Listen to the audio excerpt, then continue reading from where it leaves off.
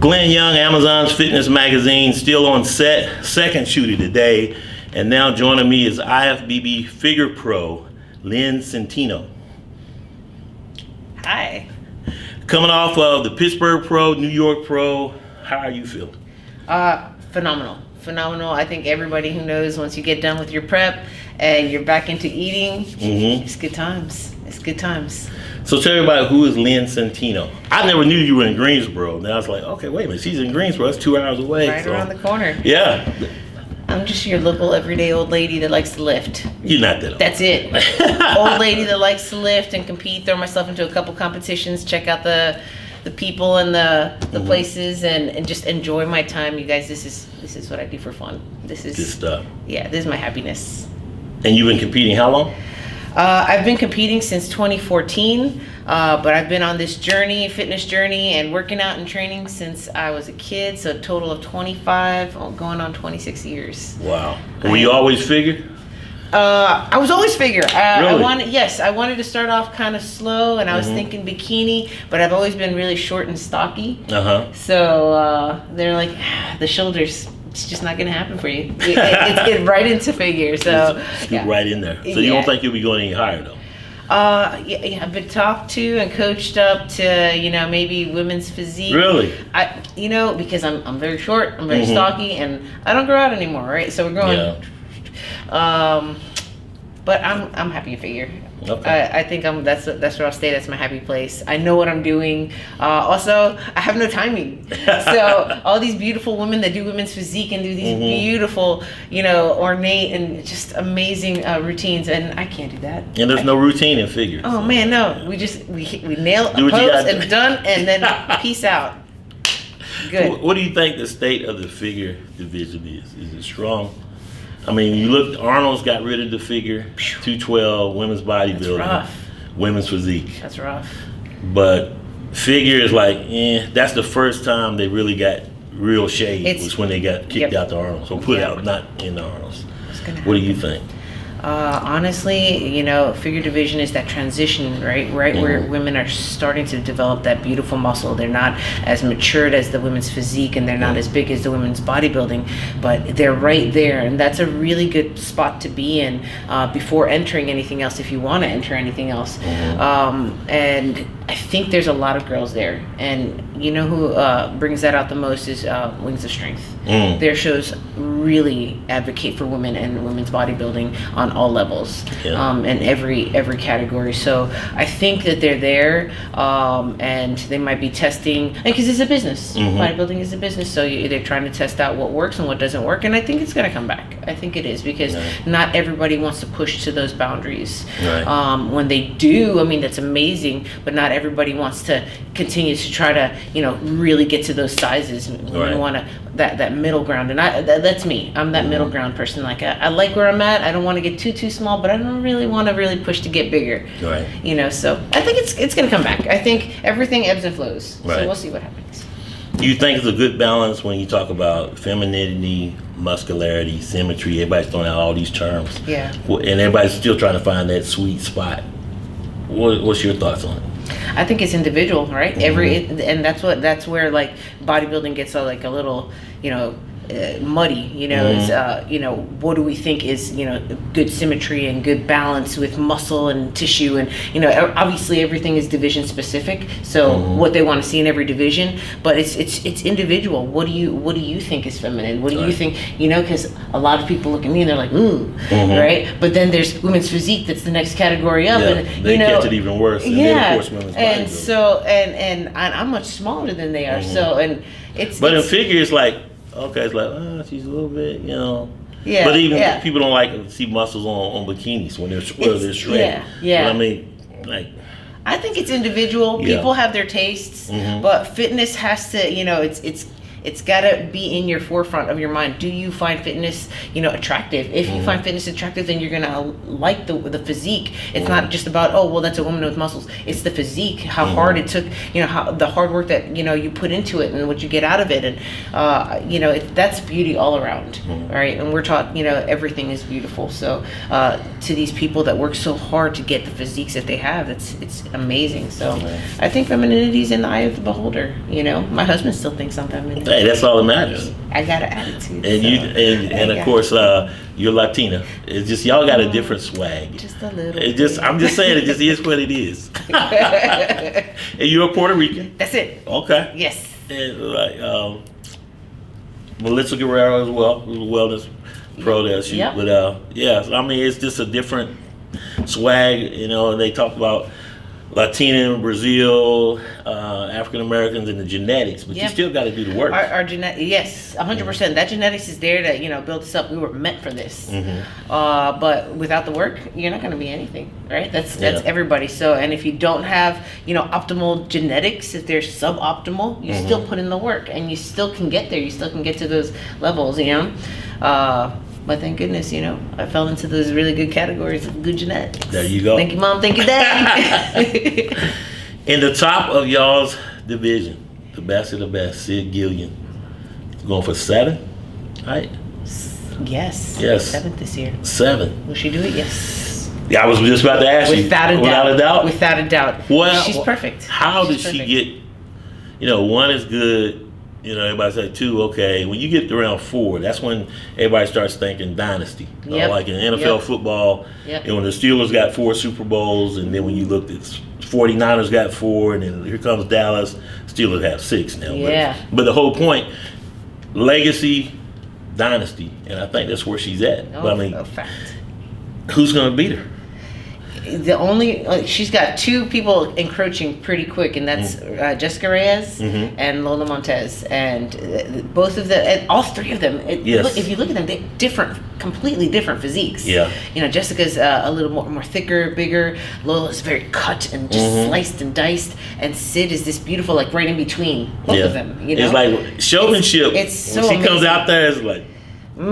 Hands down, lights out. Yeah, lights out. It's crazy. Her ability to get on stage and just the presentation, it just pulls you in. Yeah, you like it. She's just perfect. That top 3 her attitude in figures is good. Yeah, figures got to go. They're on. undeniable. Yeah. They're undeniable. It's gonna be exciting to see what happens.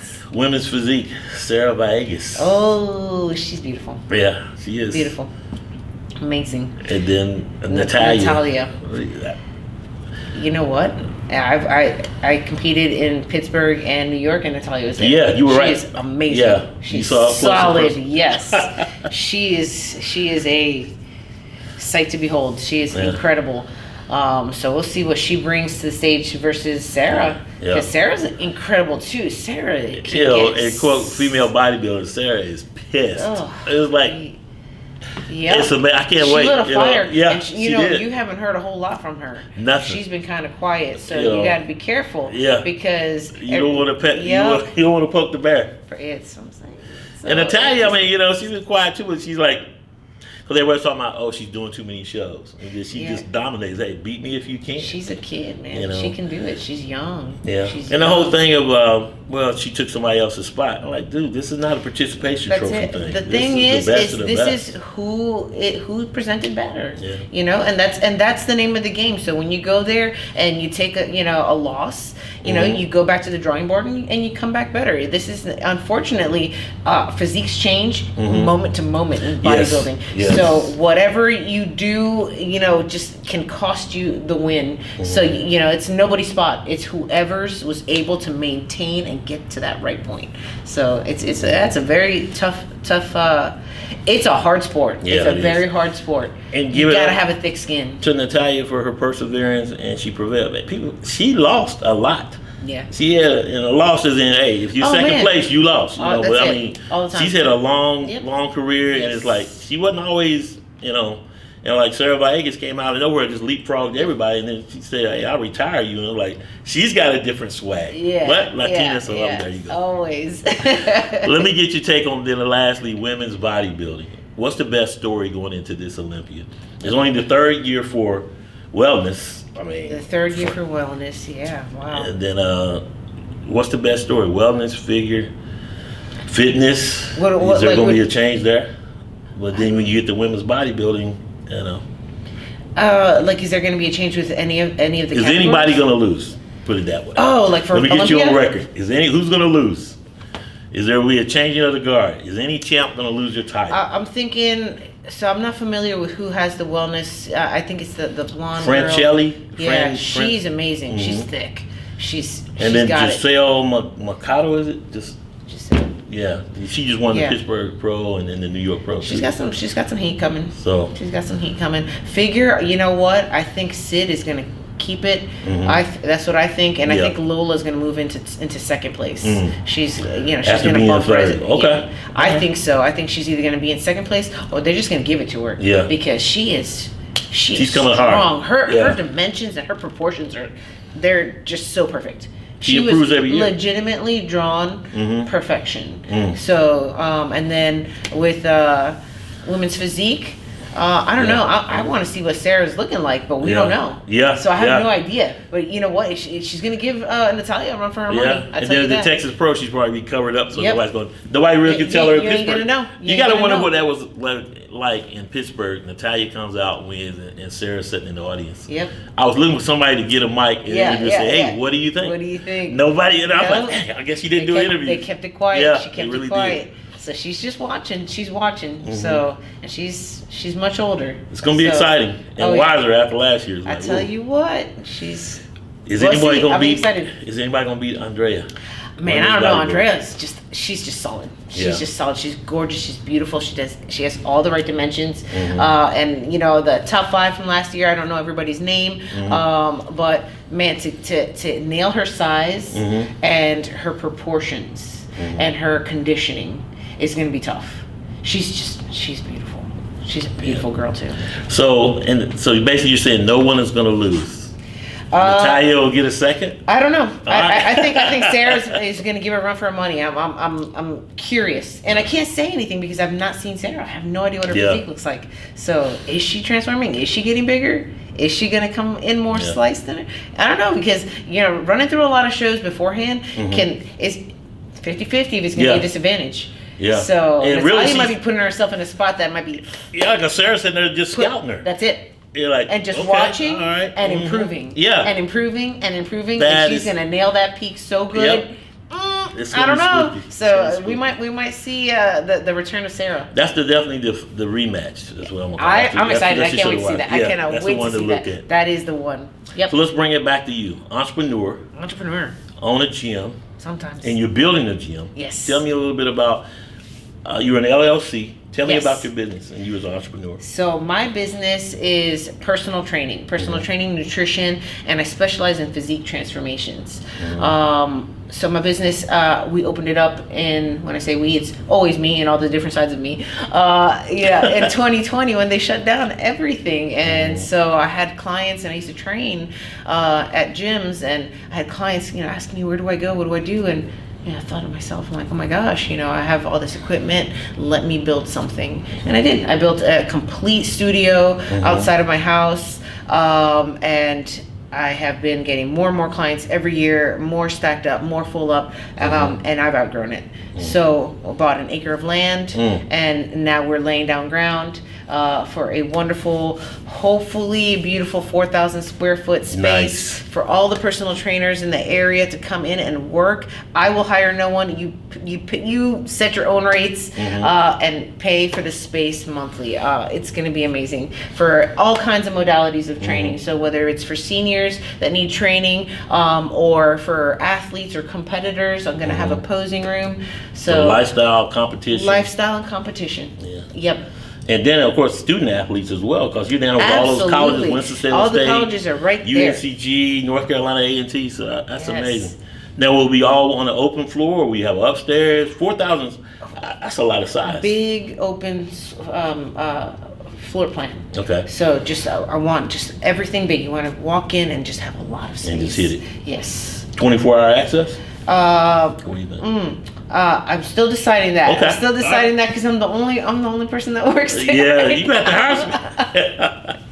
So, but right now I know for sure at least from like 4 to 10 or 5 to 10, something like that, to start off with until, we can figure out how we can operate those hours. All right, so something that I always ask my students, because I've taught an entrepreneurial course in high school, is what is, in a lean canvas business model, what is your unique selling proposition? What makes you so unique, so different than any other gyms?